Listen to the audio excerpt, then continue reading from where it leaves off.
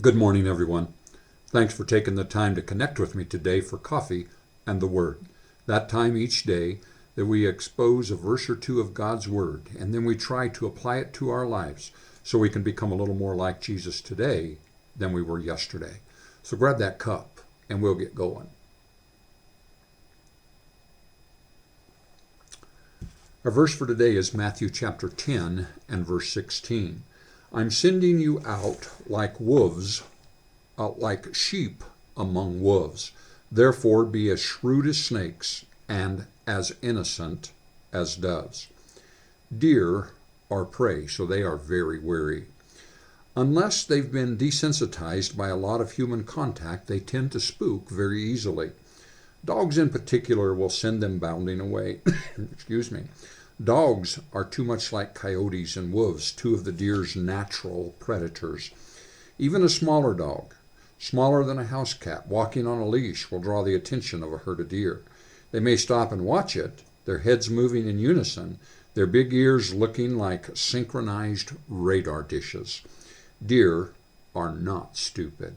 In their own wild way, they are pretty shrewd. Are we as watchful as those deer? Do we recognize threats, even small ones, to our own well-being? The Song of Solomon 2:15 says, "Catch for us the foxes, the little foxes that ruin the vineyards, our vineyards that are in bloom." So many dangers are easier to catch when they are small, whether it is a little sin, a half-truth, the first whiff of corruption, or any tendency in us that is not pleasing to God. That doesn't mean we need to hunker down and barricade ourselves away. We're in a world, though we are not of it.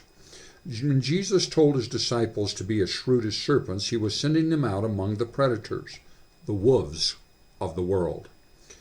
In the place of the word shrewd, some other translations use wise, cautious, or cunning. He didn't want his disciples to be easily duped or harmed. At the same time, he told them to be as innocent as doves. Other translations use gentle, blameless, inoffensive. Being shrewd or wise does not mean becoming combative, and innocence does not mean going along with anything and everything. It's quite a balance to strike, isn't it? Dear Lord, thank you for the wisdom we find in your word.